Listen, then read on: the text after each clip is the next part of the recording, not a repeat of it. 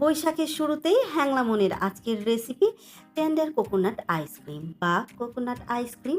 আর এই coconut ice cream পছন্দ করেন না এমন কেউ আছে বলে আমার মনে হয় না। এই কোকোনাট আইসক্রিমের স্বাদ এতটাই ভালো যে একবার বানালে বারবার বানানোর অনুরোধ আসবে।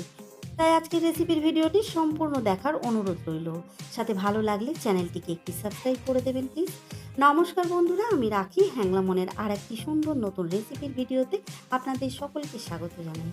তো চলুন শুরু করে দিই আজকের রেসিপি। তো বন্ধুরা, এখানে কোকোনাট আইসক্রিম বানানোর জন্য নিয়েছি একটা পাতলা শ্বাসের নারকোল। আর এই নারকোলটা কিন্তু ডাবের পরের অংশটা, মানে ডাব থেকে জাস্ট হালকা একটু শাঁস তৈরি হলেই যেটা হয় সেটাই। আর এক কথায় বলতে গেলে যেটাকে আমরা বলে থাকি টেন্ডার কোকোনাট। আর এখন এই নারকোলটাকে একটা শক্ত জিনিস দিয়ে চাপ দিয়ে ভেঙে ফেললাম। আর ভেঙে ফেলে কিন্তু এই জলটা কাজে লাগবে আইসক্রিমের জন্যই, তাই সাইডে রেখে দেবো। আর এখানে দেখুন, নারকোলের মধ্যে কিন্তু একদমই পাতলা শাঁস হয়েছে, যেটা আমরা ডাবের জল খেলে অনেক সময় এই শাঁসটা বের হয়।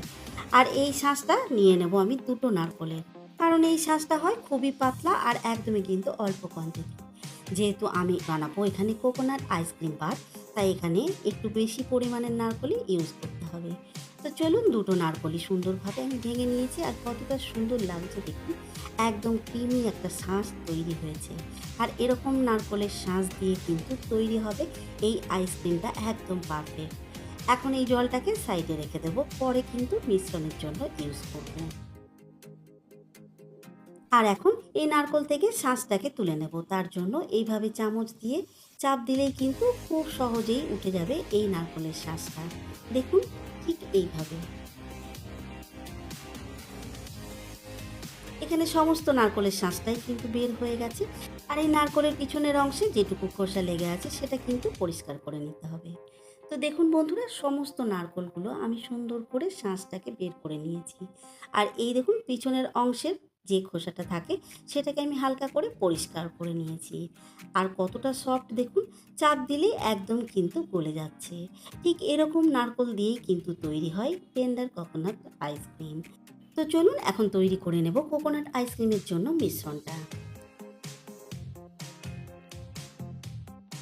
মিশ্রণটা তৈরি করে নেব, তার জন্য এখানে নিয়েছি মিক্সি জার। আর এই মিক্সি জারের মধ্যেই নিয়ে নেব নারকোলের শাঁস।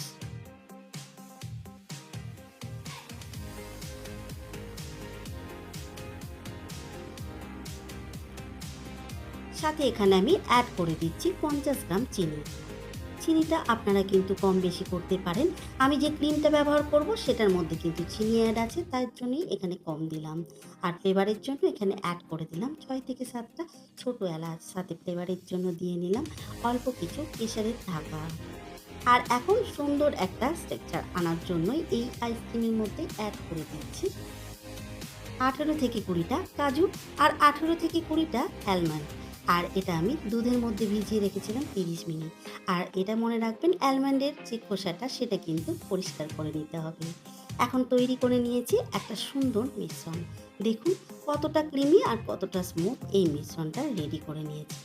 আপনাদের দেখিয়ে দিই একটু, তাহলে আপনারাও বুঝতে পারবেন। একদম সুন্দর একটা মিশ্রণ কিন্তু এখানে রেডি হয়ে গেছে। এখন এই মিশ্রণের মধ্যে অ্যাড করে দেব নারকোলের জলটা। সাথে এখানে অ্যাড করে দেব 50 গ্রাম গুঁড়ো দুধ।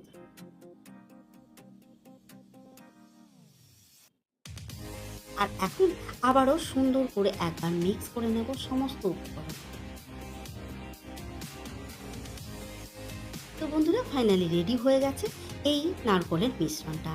আর এতটা ক্রিমি হয়েছে যে কি বলবো, অসম্ভব সুন্দর লাগছে দেখতে। আপনাদের দেখিয়ে দিই, এখন কিন্তু অনেকটাই পাতলা হয়ে গেছে এই মিশ্রণটা। দেখুন, এই মিশ্রণের মধ্যে কোনো রকম দানা বা লাম্পস নেই, কিন্তু এর মধ্যে এলাচের টুকরোগুলো থাকতে পারে। তাই একবার ভালো করে এই মিশ্রণটাকে ছেঁকে নেব আইসক্রিম করার আগে। মিশ্রণটা ছাকার জন্য নিয়েছি একটা বড় কাঁচের বোল। আর এখন সুন্দর করে ছেঁকে নিতে হবে এই মিশ্রণটা।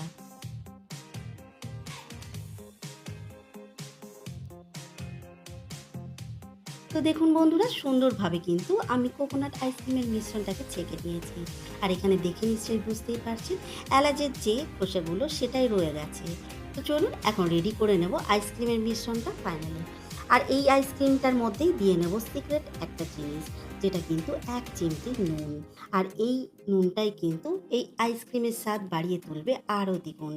এখন ভালো করে একবার মিক্স করে নেব নুনটাকে সমস্ত উপকরণের সাথে। সুন্দরভাবে রেডি হয়ে গেছে কোকোনাট আইসক্রিমের জন্য মিশ্রণ। আর এখন এই মিশ্রণটাকে ফ্রিজের মধ্যে রেখে দেবো ১ ঘন্টার জন্য। আর রেডি করে নেব পরের উপকরণ। তো চলুন। তো বন্ধুরা, এখন কোকোনাট আইসক্রিমের জন্য রেডি করে নেব হুইপিং ক্রিম। আর এখানে আমি নিয়ে নিয়েছি হুইপিং ক্রিম পাউডার। এখানে ৪ চামচ পাউডার আমি নিয়ে নিয়েছি। আর এখানে দেখুন বোলের নিচের মধ্যে বেশ কিছু আইস নিয়ে নিয়েছি, যাতে খুব সহজেই হুইপিং ক্রিমটা রেডি করা যায়। আর এখন এই পাউডারটাকে ক্রিমে পরিণত করার জন্যই কিন্তু এর মধ্যে অ্যাড করে দেব ২ ঘন্টা ধরে ফ্রিজে রাখা চিল্ড দুধ। একদমই কিন্তু ঠান্ডা। আর এই দুধটা কিন্তু আগে গরম করে নিয়ে তারপর ঠান্ডা করে ফ্রিজের মধ্যে রেখেছিলাম ২ ঘন্টা। এখন এই দুধটাকে দিয়ে নেব ৮ চামচ পাউডারের মধ্যে। আর এখন এই ক্রিমটাকে সুন্দর করে বিট করে নেব হুইস্কার দিয়ে। আর আপনাদের আগেই বলেছি, এই পাউডারের মধ্যে কিন্তু আগে থেকে চিনি অ্যাড করাই থাকে, তাই চিনির মাপটা বুঝেই আপনারা কিন্তু ব্যবহার করবেন। তো বন্ধুরা, সুন্দরভাবে কিন্তু এখানে বিট করে নিয়েছি আমি এই হুইপিং ক্রিম। এখানে ১০ থেকে ১২ মিনিট মতো ফেটিয়ে নেওয়ার পর এরকম রেডি হয়েছে। তো চলুন, এখন ক্রিম কিন্তু একদম রেডি। এখন এর মধ্যে অ্যাড করে দেবো ১ ঘন্টা ধরে ফ্রিজে রাখা কোকোনাট আইসক্রিমের মিশ্রণ।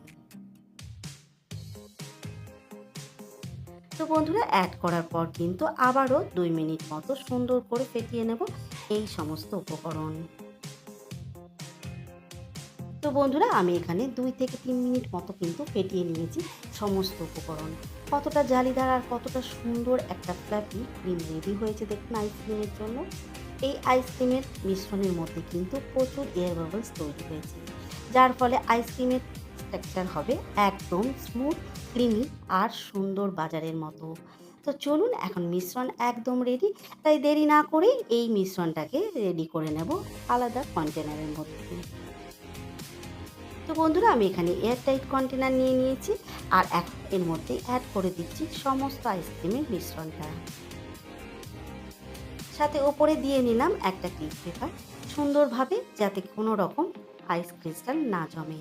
আর এই পেপারটা দেওয়ার সময় মনে রাখবেন, একটু মিশ্রণের সাথে টাচ করে দেবেন, তাহলে কিন্তু কোনোভাবেই আইস ক্রিস্টাল জমবে না। এখন সুন্দর করে কভার করে দিয়ে এই আইসক্রিমটা সেট হতে দেবো।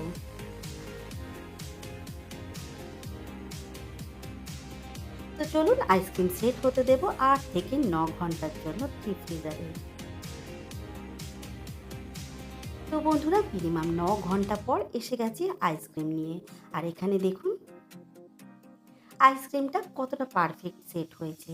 একদম উপর থেকে ক্রিমি আর সুন্দর কিন্তু দেখতে লাগছে, যেন একদমই বাজারের আইসক্রিম। কতটা জালিদার হয়েছে আপনাদের দেখায়, তাহলেই বুঝতে পারবেন।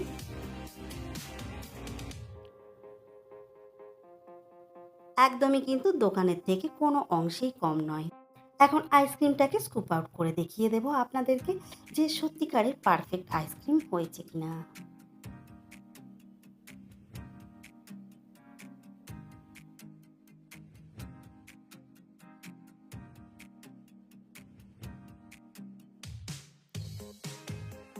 কতটা স্মুথলি স্কুপ আউট হয়ে গেছে আপনারা তো দেখে বুঝতেই পারছেন। আপনারা দেখে নিশ্চয়ই এটাও বুঝতে পারছেন আইসক্রিমের টেক্সচারটা একদমই কিন্তু ক্রিমি। কোনো রকম আইস ক্রিস্টাল কিন্তু এই আইসক্রিমের মধ্যে হয়নি। তো চলুন, এখন সুন্দর করে গার্নিশ করে সার্ভ করবো বাড়ির সকলকে এই অসহ্য গরমের হাত থেকে রেহাই দেওয়ার জন্য। আর আপনারাও কিন্তু আজকের রেসিপির ভিডিও ফলো করে অবশ্যই বাড়িতে একবার ট্রাই করবেন। এই রেসিপিটির সাথে কিন্তু কমেন্ট করে জানাবেন খারাপ লাগবে। আর বন্ধুরা, আপনারা যদি আজকের রেসিপির ভিডিওটি ফেসবুক পেজ থেকে দেখেন, তাহলে প্লিজ বন্ধুরা আমার ফেসবুক পেজটিকে ফলো করবেন, সাথে একটি লাইক করে দেবেন। আর আপনাদের সকলকে জানাই অসংখ্য ধন্যবাদ আজকের রেসিপির ভিডিওটি সম্পূর্ণ দেখার জন্য। তো চলুন আজকের ভিডিওটি এখানেই শেষ করছি। সকলে ভালো থাকবেন, সুস্থ থাকবেন, সাবধানে থাকবেন। দেখা হবে খুব তাড়াতাড়ি হ্যাংলা মনের আর একটি সুন্দর নতুন রেসিপির ভিডিও নিয়ে।